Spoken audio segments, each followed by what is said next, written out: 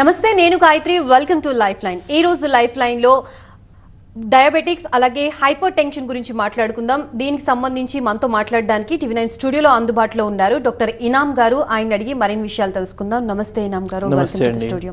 Sir, first of all అసలు age తో సంబంధం లేకుండా రీసెంట్ టైమ్స్ లో మనం ఎక్కువగా అందరిలో చూస్తున్నది డయాబెటీస్. అసలు ఎందుకు డయాబెటీస్ వస్తుంది? ఏజ్ తో సంబంధం లేకుండా రావడానికి రీజన్ ఏంటి? ఏజ్కి సంబంధించడం లేకుండా రావడం అనేది ఎందువల్ల పెరిగిందంటే because of our lifestyle అన్నమాట. డయాబెటీస్ని మనం లైఫ్ స్టైల్ డిజార్డర్ అన్నట్లు కూడా చెప్తామన్నమాట. సో ఎప్పుడు మనకు కదలికలు కొంచెం తక్కువైపోవడం, స్ట్రెస్ చాలా పెరిగిపోవడం అండ్ డైట్ చాలా చేంజ్ అయిపోవడం అనేది జరుగుతుంది. ఆ టైంలో మనకు లైఫ్ స్టైల్ డిజార్డర్స్ అనేటివి రావడం జరుగుతుంది. అందులో మనకు డయాబెటీస్ ఒకటన్నమాట. అండ్ దీంతో సహా ఏంటంటే మనకు డయాబెటీస్లో కొన్ని టైప్స్ ఉంటాయి. ఆ టైప్స్లో టైప్ 1 డయాబెటీస్ అనేది ఉంటుంది. అది చిన్నపిల్లల్లో వస్తుంది. సో ఆ టైప్ 1 డయాబెటీస్ కూడా ఈ మధ్యలో కొంచెం ఎక్కువగానే చూస్తున్నాము. కాబట్టి చాలామందికి ఏం తెలుస్తుందంటే, అరే భయ్, చిన్నపిల్లలకి ఇంతకుముందు రాకపోయేది ఇప్పుడు చిన్నపిల్లల్లో కూడా వస్తుంది కదా అన్నట్లు వాళ్ళకి అనిపిస్తుంది. బట్ చిన్నపిల్లల్లో వచ్చే యంగ్ ఏజ్లో వచ్చే డయాబెటీస్ డిఫరెంట్ అన్నమాట. అదే అడల్ట్ ఏజ్లో వచ్చే డయాబెటీస్ అది ఒక డిఫరెంట్ రకమైన డయాబెటీస్. ప్రెగ్నెన్సీలో వచ్చే డయాబెటీస్ అది ఒక డిఫరెంట్ రకమైన డయాబెటీస్. సో డయాబెటీస్లో కొన్ని డిఫరెంట్ టైప్స్ ఉన్నాయి. సో అవి మనకు ఏజ్ పరంగా వస్తుంది. చిన్నపిల్లలకి ఒకటి, అడల్ట్స్లో ఒకటి, ఫీమేల్స్లో ప్రెగ్నెంట్ ఉన్న వాళ్ళలో ఒకటి. ఇప్పుడు రీజన్స్ ఏమున్నాయి అండ్ చాలా విపరీతంగా పెరగడానికి కారణం ఏంది అన్నట్లు చూసుకుంటే, ద ఫస్ట్ థింగ్ మనకు జెనెటిక్ హెరిడిటరీ ఒకవేళ ఉంది అంటే, ఇప్పుడు ఈ జనరేషన్లో అయితే ఆల్మోస్ట్ ప్రతి ఇంట్లో హెరిడిటరీ ప్రాబ్లం ఇది ఉంటూనే ఉంటుంది. మన ప్రతి ఇంట్లో మన ఫాదర్కైనా తాతకైనా ఎవరికైనా ఒక డయాబెటీస్ అనేది ఉండడం జరుగుతుంది. కాబట్టి ఈ జనరేషన్లో ఎక్కువగా ఎందుకు వస్తుందంటే, మన ఫాదర్స్లో, మన తాత ముత్తాతల్లో ఈ ప్రాబ్లం అనేది ఆల్రెడీ వచ్చేసింది. కాబట్టి మనకు ఈజీ వచ్చే అవకాశం అనేది ఉంటుంది, తొందర వచ్చే అవకాశం అనేది ఉంటుంది అన్నమాట. దాని తర్వాత బ్యాడ్ హ్యాబిట్స్ కూడా చాలా ఎక్కువైపోయినాయి. Smoking was not that common, కానీ ఇప్పుడు స్కూల్ గోయింగ్ పిల్లలకి కూడా చూస్తున్నాము, వాళ్ళు స్మోక్ చేస్తున్నారు. కాలేజ్ పిల్లలు, it's very common thing right now. So excessive smoking, alcohol consumption, tobacco consumption, ఇవన్నీ ఈ బ్యాడ్ హ్యాబిట్స్ వల్ల కూడా మనకు ఈ ప్రాబ్లం ట్రిగర్ అవుతుంది అన్నమాట. అలాగే దీంతో సహా లైఫ్ స్టైల్ అనేది ఎలా అయిపోయిందంటే, ఎక్కువగా కదలికలు లేవు, వాకింగ్ లేదు అండ్ శ్రమ పడడం అనేది చాలా తక్కువైపోయింది. సౌకర్యాలు చాలా ఎక్కువైపోయినాయి. ఇంతకుముందు మనం అందరం నడిచేవాళ్ళం. ఎక్కడైనా పోవాలంటే మనకు సైకిల్ ఉండేది, అది నడిపించడంలో కూడా ఎక్సర్సైజ్ ఉండేది. కానీ ఇప్పుడు సైకిల్ లేనే లేదు, బండ్లు ఉన్నాయి, లేదంటే ట్రైన్ ఉంది, మెట్రో ఉంది. మనం ఎక్కడ వెళ్ళినా స్టేర్స్కైనా లిఫ్ట్లు యూజ్ చేస్తున్నాము. సో ఇది ఎక్కువగా మన బాడీకి శ్రమ పెట్టకుండా లైఫ్ స్టైల్ చాలా ఆసాన్ అయిపోవడం. సో దీనివల్ల ఈ కదలికలు లేకపోవడం వల్ల మనకి ప్రాబ్లం అనేది ఎక్కువగా రావడం అనేది జరుగుతుందన్నమాట. అండ్ దాంతో సహా స్ట్రెస్ఫుల్ లైఫ్ స్టైల్ కూడా ఉంది. చాలా ఎక్కువగా స్ట్రెస్ ఉంది. ఇంతకుముందు అంత స్ట్రెస్ లేకుండే, ఇప్పుడు స్ట్రెస్ మనకు చాలా ఎక్కువ ఉంది. అది కూడా ఒక రీజన్ అనేది ఉంటుందన్నమాట. దీంతో సహా వేరే రీజన్స్ అంటే, మనకు ప్యాంక్రియాస్లో ఇబ్బంది వచ్చినా కూడా వస్తుంది అన్నమాట. ప్యాంక్రియాటైటిస్ అని ఒక ప్రాబ్లం ఉంటుంది. ఆ ప్రాబ్లంలో కూడా మనకు ఈ డయాబెటీస్ వచ్చే అవకాశం అనేది ఉంటుందన్నమాట. సో ఇలా దేర్ ఆర్ మల్టిపుల్ ప్రాబ్లమ్స్ ఉన్నాయి. దాని మూలన ఇది చాలా ఎక్కువగా చూస్తున్నాం అన్నమాట. And different types of diabetes and age పరంగా మీరు చెప్పారు కదా, ఈ డయాబెటీస్లో లక్షణాలు అసలు ఏ విధంగా ఉంటాయి? అండ్ చిన్నపిల్లల్లో చూసుకున్నా అండ్ అడల్ట్ స్టేజ్లో చూసుకున్నా అండ్ ఆఫ్టర్ దట్ ఒక పర్టికులర్ ఏజ్ వచ్చిన తర్వాత వచ్చే డయాబెటీస్లో వీటి లక్షణాలు ఏ విధంగా ఉంటాయి? ఫస్ట్ లక్షణాలు చూడండి, మనకు టైప్ 1లో, టైప్ 2 కానివ్వండి, లేదంటే జెస్టేషనల్లో కానివ్వండి, డయాబెటీస్ వస్తే లక్షణాలు అన్నీ సేమ్ ఒకేలాగానే ఉంటుంది. బట్ సివియారిటీ డిఫరెంట్ ఉంటుంది అన్నమాట. ఇప్పుడు టైప్ 1 డయాబెటీస్లో మీకు తొందరగా లక్షణాలు అనేటివి కనబడతాయి. అండ్ వాళ్ళు కొంచెం జాగ్రత్త తీసుకోలేదనుకోండి, డైలీ లైఫ్ స్టైల్లో కూడా వాళ్ళు ఒక్క ఇన్సులిన్ షాట్ మిస్ చేసుకున్నారనుకోండి, వాళ్ళకు చక్కర వచ్చేస్తుంది, బ్లాక్అవుట్ అయిపోతుంది, కింద పడిపోతారనమాట. కానీ it doesn't happen in type 2 diabetes. Type 2లో అంత సివియర్గా సడన్లా రావడం అనేది ఉండదు. చాలా ప్రాబ్లం అయిన తర్వాత, అడ్వాన్స్ అయిపోయిన తర్వాత, లేదంటే ఎన్ని రోజుల నుంచి మందులు వాడట్లేదు మీరు, దాని తర్వాత మీకు చక్కర వచ్చే అవకాశం అనేది ఉంటుంది. సో మెయిన్ డిఫరెన్స్ ఏంటంటే టైప్ 1లో ఇమీడియట్లీ మీకు లక్షణాలు వచ్చేస్తాయి అన్నమాట. టైప్ 2లో కొంచెం షుగర్ పెరిగినా కూడా అంత తొందరగా మీకు తెలియదు. అండ్ టైప్ 1లో ఏంటంటే టైప్ 1 స్పెషల్లీ మనకు చిన్నపిల్లల్లో చూస్తూ ఉంటాము, యంగ్ పీపుల్లో టైప్ 1 చూస్తూ ఉంటాము. ఇందులో ముఖ్యంగా మనకు ఇన్సులిన్ ప్రొడక్షనే లేకపోవడం, తక్కువైపోవడం అనేది ఉంటుంది. కాబట్టి insulin shots are very much necessary. Insulin తీసుకోవాల్సిందే, దానికి వేరే దారి లేదు టైప్ 1 ఉంటే. టైప్ 2కి మీకు మెడిసిన్స్ మీద మీరు ఉంటారు. అండ్ లక్షణాల పరంగా మ్యాక్సిమం జనాలకి ఏంటంటే మన ఇనీషియల్ స్టేజెస్లో లక్షణాలు కనబడవు, రావు. యాక్సిడెంటల్గా మనకు చాలా పేషెంట్స్కి తెలియడం జరుగుతాయి. డాక్టర్ సాబ్ మేము వేరే ప్రాబ్లంకి వెళ్ళినాం, డాక్టర్ సాబ్ ఇది రాసిచ్చారు, దీంట్లో చూస్తే నాకు షుగర్ వచ్చేసింది అన్నట్లు చాలామంది పేషెంట్స్ అప్రోచ్ అవుతూ ఉంటారు. సో ఇలా యాక్సిడెంటల్గా తెలుస్తుంది, లక్షణాలు రావు. మరి లక్షణాలు రాకపోతే అది లోపల ఏంటంటే అది ఎక్కువ ఉండడం మూలన లోపల అన్ని గ్రంథుల మీద అటాక్ చేస్తూ ఉంటుంది అన్నమాట. ఎలా తెలుసుకోవాలి మరి? లక్షణాలు కూడా రావు, మనం ఏం ఫీల్ కూడా అవ్వము. How we have to catch it అన్నట్లు చూసుకుంటే, దానికోసమే ఆ క్యాచ్ చేయడానికే డాక్టర్స్ మనం ఏం చెప్తామంటే సంవత్సరంలో ఒకసారి హెల్త్ చెకప్ చేసుకోవాలి అన్నట్లు మనం దానివల్లనే చెప్తామన్నమాట. సంవత్సరంకి ఒకసారి హెల్త్ చెకప్ చేసుకుంటే ఇలాంటి ప్రాబ్లం, సైలెంట్ డిసీజెస్ అనేటివి తొందరగా దీనికి మనం పట్టుకోవచ్చు, తొందరగా ట్రీట్మెంట్ స్టార్ట్ చేసుకోవచ్చు. లేదంటే ప్రీ డయాబెటిక్ స్టేజ్లో ఉన్నారనుకోండి, ఆ టైంలో మందులు అవసరం లేకుండానే లైఫ్ స్టైల్ చేంజెస్తోనే మనం మేనేజ్ చేసుకోవచ్చు. సో ఇయర్లీ చెకప్ అనేది ఖచ్చితంగా చేసుకొని ఉండాలన్నమాట. అండ్ జనరల్ సిమ్టమ్స్ ఎలా ఉంటుంది డయాబెటీస్లో అన్నట్లు చూసుకుంటే, మెయిన్ థింగ్ ఏంటి, మనకు ఎక్కువగా దాహం అవుతూ ఉంటుంది అన్నమాట. దాహం అవ్వడం, పెదాలు అనేది డ్రై అయిపోవడం, నాలిక డ్రై అయిపోవడం, అండ్ యూరిన్ అనేది ఎక్కువగా రావడం. నార్మల్కైనా వాళ్ళు ఊక యూరిన్కి ఫ్రీక్వెంట్గా వెళ్తూ ఉంటారు వాళ్ళు. సో ఎక్కువగా యూరిన్ రావడం, ఎక్కువగా థర్స్ట్ అవ్వడం అంటే దాహం ఎక్కువగా అవ్వడం, ఆకలి కూడా ఎక్కువ అవుతూ ఉంటుంది. అండ్ ఇవన్నీ ఎక్కువ ఉన్నా కూడా మంచి ఎక్కువ వాటర్ కూడా తాగుతుండు, మంచి ఎక్కువగా తింటుండు, అయినా కూడా వాళ్ళకు వెయిట్ లాస్ అవుతూ ఉంటుంది.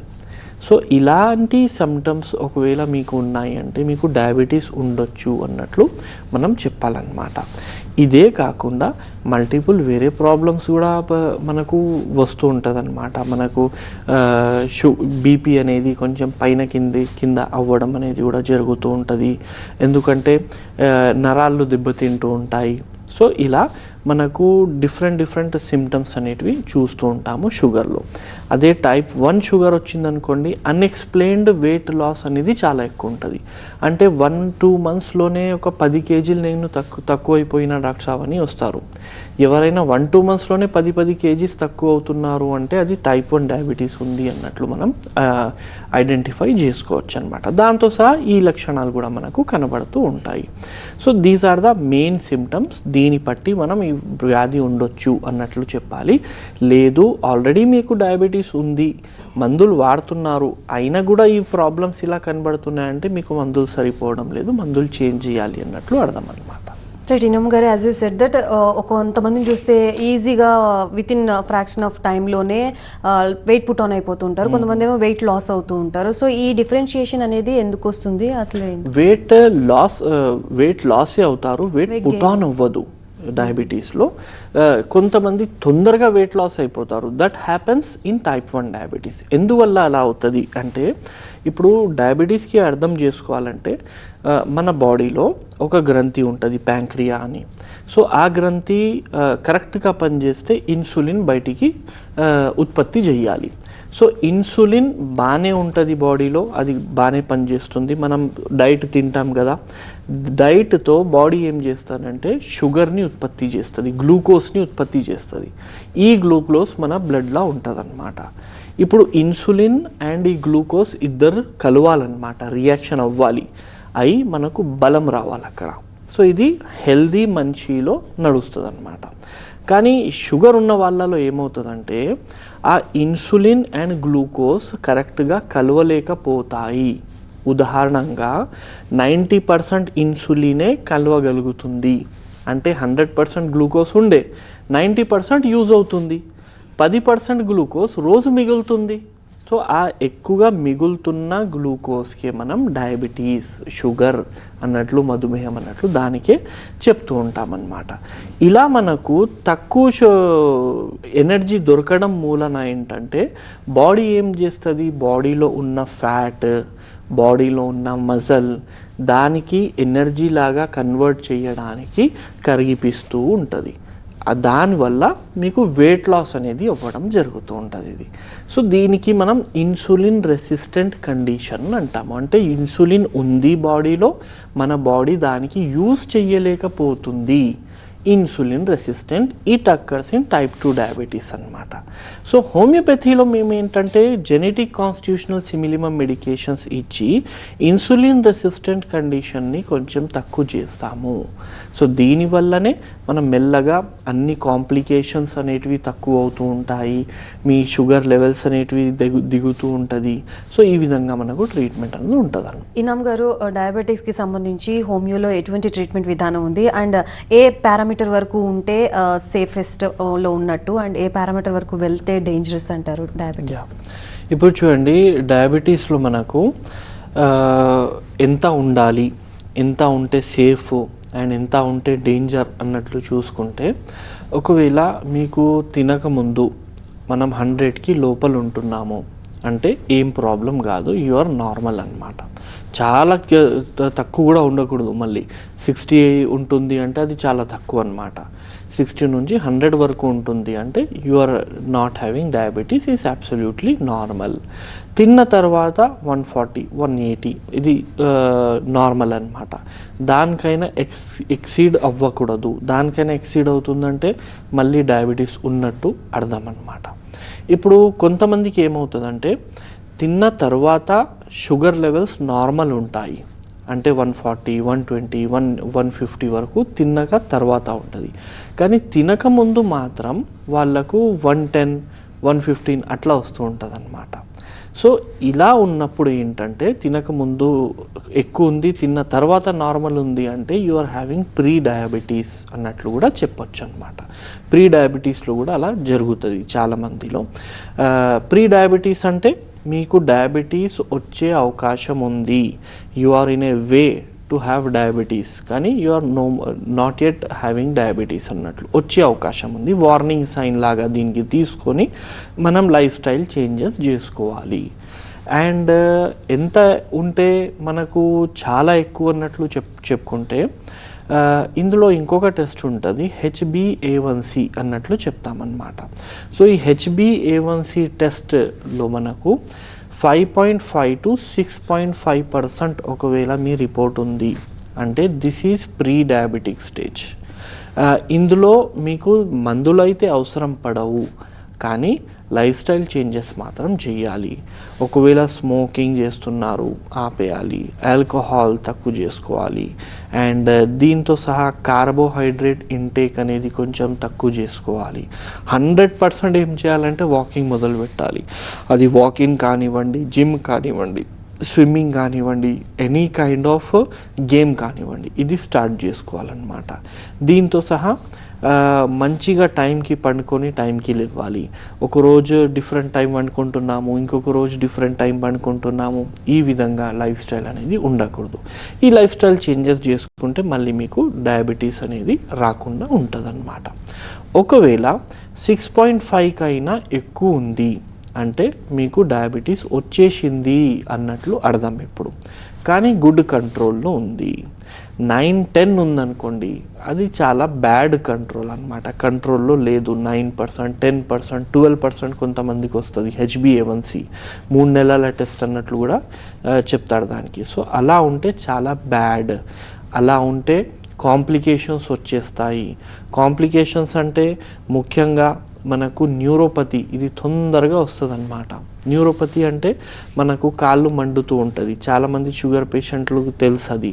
కాళ్ళలో మంట రావడం, కాళ్ళు తిమ్మిర్లు ఎక్కుతున్నాయి, కాళ్ళలో పొడిచినట్టు ఫీలింగ్ అనిపిస్తుంది, అండ్ రాత్రిపూట ఇవన్నీ పెరిగిపోతున్నాయి. అండ్ పండుకుంటున్నప్పుడు కాళ్ళు మీద దుపట్ట కూడా మనం వెయ్యలేము, టచ్ కూడా చెయ్యలేము. టచ్ చేసినా కూడా వాళ్ళకు మంట వస్తుంటుంది, నొప్పి వస్తుంటుంది. సో ఇది ఏంటంటే నరాలు డ్యామేజ్ అవుతే ఇలా జరుగుతుంది. దీనికి డయాబెటిక్ న్యూరోపతి అన్నట్లు చెప్తాము. ఇప్పుడు డయాబెటిక్ న్యూరోపతి అనగానే మన పాత పేషెంట్లు ఉంటారు, వాళ్ళకేమర్థమవుద్ది, భయ్ కాళ్ళలో మంటలు వస్తే, కాళ్ళలో తిమ్మిళ్ళు వస్తే డయాబెటిక్ న్యూరోపతి అని వాళ్ళు ఫిక్స్ అయిపోతారు. అది ఒకటే కాదు డయాబెటిక్ న్యూరోపతి, ఇంకా మనకు తెలియని వేరే లక్షణాలు చాలా ఉన్నాయి. డయాబెటిక్ న్యూరోపతిలో ఇది ఒక టైప్ అన్నమాట అంతే. అంటే పెరిఫరల్ న్యూరోపతి అంటాం దీనికి. ఇది వదిలేసి ఇంకొక న్యూరోపతి ఉంటుంది, ఆటోనామిక్ న్యూరోపతి అంటాం దానికి. సో అందులో ఏమవుతుందంటే మన బాడీలో సెల్ఫ్గా నడిచే కొన్ని సిస్టమ్ ఉన్నాయి కదా, మనకు తెలియకుండా హార్ట్ బీట్ అవుతూనే ఉంది, మనం బీట్ చేస్తున్నామా లేదా, అది తనంత తనే అవుతుంది. సో ఇలా మనకు హార్ట్ బీట్ ప్రాబ్లం కూడా అవుతుంది. మనకు కూర్చొని లేస్తున్నప్పుడు కానీ సడన్లీ బీపీ డౌన్ అయిపోవడం అనేది జరుగుతూ ఉంటుంది. బీపీ ఫ్లక్చుయేషన్ చాలా అనిపిస్తూ ఉంటుంది. ఈ న్యూరోపతిలో ఏమవుతుందంటే మీకు బ్లడ్ లెవెల్ అనేది, బ్లడ్ షుగర్ లెవెల్స్ చాలా తక్కువ అయిపోయినా కూడా, లేదంటే చాలా హై అయిపోయినా కూడా బాడీకి లక్షణాలు తెలియదు అన్నమాట. సో అన్అవేర్నెస్ అనేది ఉంటుంది. ఇది కూడా ఒక న్యూరోపతిలో ప్రాబ్లం. అండ్ ఒకవేళ మీ స్టమక్కి సప్లై చేసే నరాల్లో దెబ్బతిన్నాయి అనుకోండి, సరిగ్గా అరగదు.